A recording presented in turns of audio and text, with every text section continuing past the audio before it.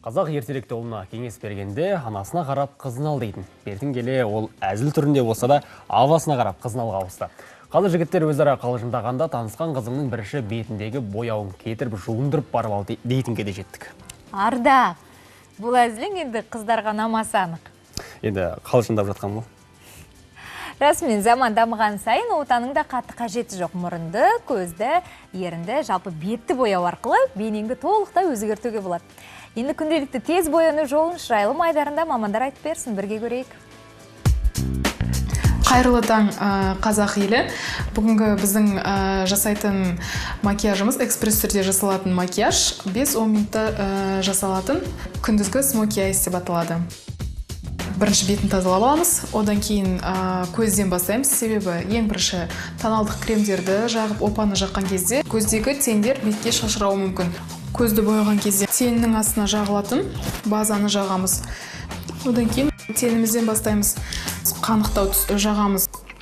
Қатты қоңырқай түсті көзге бастырып отырып жағамыз.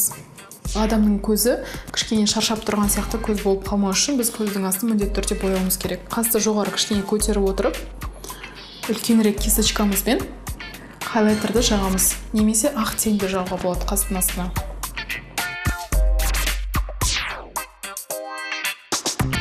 Келесі кезекте бізде қас жөндеу. Тен түрін қолданамыз және де аяқ жағынан бастаймыз қасты бояған кезде. Алды жағына акцент бермейміз.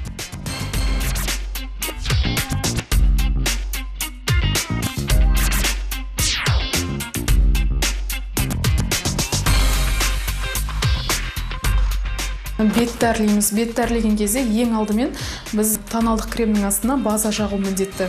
Себебі база жаққан кезде макияжымыз осы база мен тоналдық кремге байланысты ұзақ тұрады. Одан кейін тоналдық кремді жағамыз. Тоналдық кремде бізде міндетті түрде бір ғана тоналдық крем жақпаймыз. Екі тоналдық кремді араластырамыз.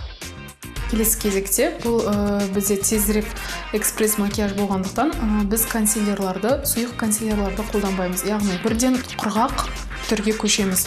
Ол жерде ең бірінші тоналдық кремнен кейін біз опа жағамыз. Одан кейін хайлайтерді қолданамыз. Хайлайтерді қолданған кезде бізге макияжымызға балғындық сыйлайды.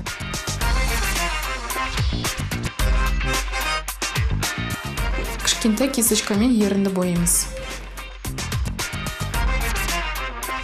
Осымен біздің экспресс макияжымыз аяқталды. Әрқашанда әдемі болып жүріңіздер.